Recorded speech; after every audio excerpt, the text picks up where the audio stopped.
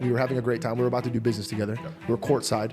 And he made a comment about one of the basketball players. He's like, well, he's a little bitch because he told his teammate was cheating and got him in a scandal.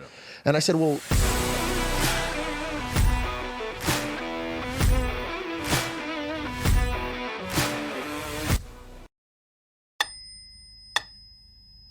I have a story about lying. I was, I'm not going to mention his name out of respect for him, but he took me on his jet. We were having a great time. We were about to do business together. We were courtside.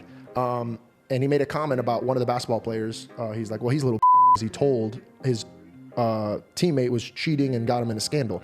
And I said, well, the other man was cheating. He was lying. And he turns to me and he goes, if you have a problem doing business with people that cheat, you'll never work. And I, one, stopped immediately wanting to work with this guy. Two, my provider is God, nobody else. If you're gonna cheat on a woman that you're building a life with and being fruitful with, what the f are you gonna do to me? Well, that's very true, and that's very valid.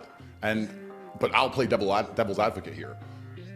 What the other guy said about if you have problems doing business with somebody who cheats, you're never gonna do any business. Unfortunately, he's also pretty right, because it's yes, but right. Not with partners though. I don't feel like you want to get in business with a partner. I mean, think about this. He shares a family bloodline with the person that he's robbing. Yeah. I'm nothing to him.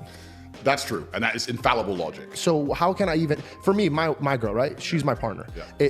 I couldn't focus if I had to come do this interview with you and I know she's out somewhere. Now I have to think about what she's doing. It's taking away from me. Yeah. So if I'm breaking bread with a man and I'm doing business with him, I can't sit around wasting my time thinking about what he's doing. And you're completely right, and I totally understand that. But as a honest individual, I have to sit here and be honest and analyze myself and analyze my own romantic relationships. Am I completely faithful in the traditional sense? No.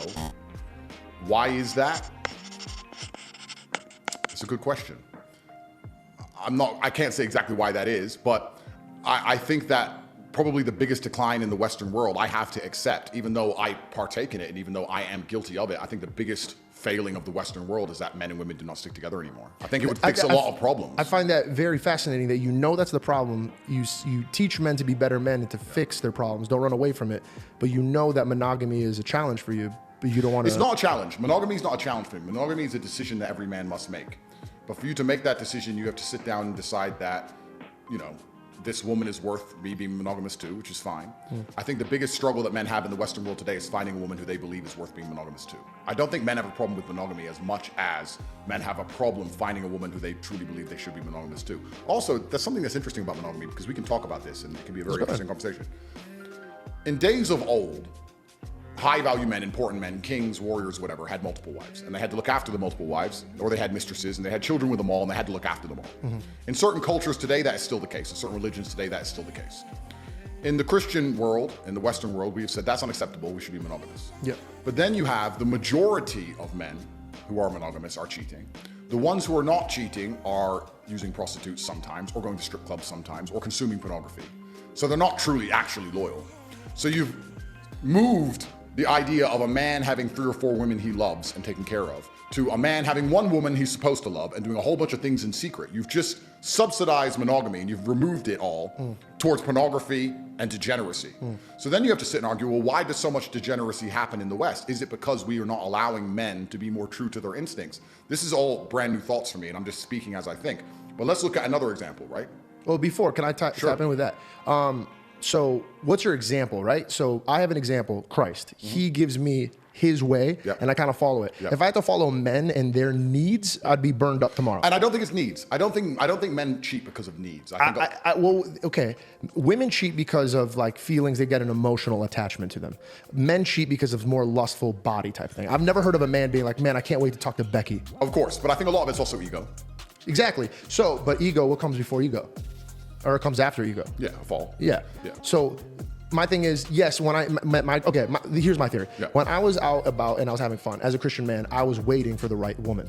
And I came to this guy and he goes, I don't understand, I thought you were Christian. And I go, listen, bro, I'll be a good Christian man to a good Christian woman. When I find somebody who has good morals and I know that she'll have my back and she'll do good, and when God presents me that girl, I will be a good man to her. And he asked me something that changed my life forever. He goes, well, if you're the son of God and you're asking for his daughter, why would that father ever give you a daughter when you treat everybody else like garbage?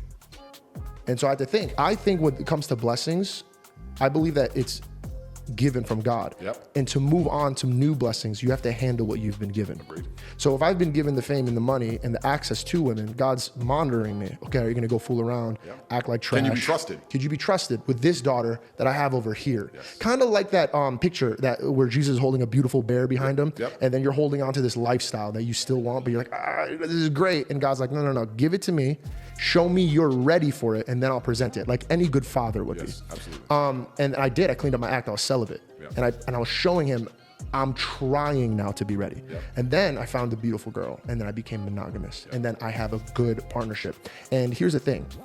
I could lead that relationship anywhere I want. If I wanted to be opened, it could be there. Not saying that she's uncomfortable with it, but when it first started, I could plant the seeds into taking it in any direction that I want. Correct. It takes somebody with integrity to lead a woman in the right direction. Absolutely. I tell people all the time, I'm in charge of the relationship. God is in charge of everything. Yeah. So when my girl looks at me to lead the house, I gotta lead the house, but it's not from my needs. Because if it was my needs, bro, she's out shit cold. That like she's not gonna get the best out of it. Of course. But now I have a God looking at me and monitoring it. You gotta love her like you love my church. No, absolutely. Everything you're saying is completely true, and I agree with you. There's two ways we can answer the question. We can talk about it from a religious perspective and what you just described, and you're right, being a God-fearing man is going to lead a woman in the correct direction because a woman is a reflection of her man, and that's why you see if a woman gets with a bad guy who does drugs, she ends up doing drugs and doing bad things, and a man can lead her in the wrong direction. She comes from our ribs, metaphorically and physically and mentally, right? So if I'm gonna be, like you're saying, doing drugs, she's gonna follow my lead. Absolutely.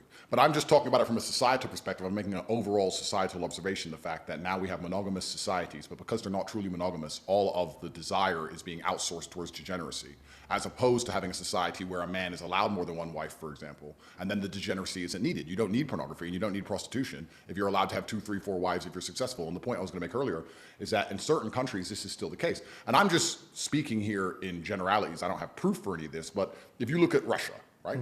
Russia's a Christian nation. There's a lot of Muslims as well, but it's traditionally a Christian nation. But if you're a very rich, powerful Russian man, and I've been to Moscow, I can assure you, you have maybe 4 or 5 wives. Or not wives, 4 or 5 girls. Yeah. And your wife understands about who the other girls are, and she doesn't really care. Don't look, don't care, don't ask. I have a Bentley, I have a big house, I have the children. He plays around with these other girls sometimes. I don't care, I'm his wife, and that's just how things are set up. That particular man who's very, very rich, he's not interested in pornography, he's not interested in prostitutes, he's satisfied, he has enough for whatever his ego desires or his heart desires.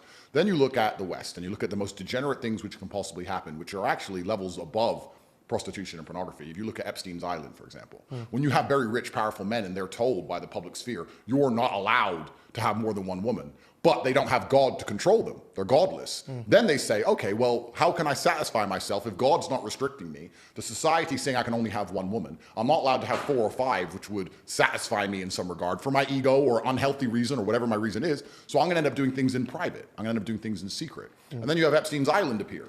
So it's kind of interesting. God is important, and God is extremely required to restrict people. But if you take the God out of the element, and you only use society to try and restrict the sexual desires of people and tell them they have to be monogamous, you're going to end up with more degeneracy than if men were allowed to be polyamorous and have more than one wife.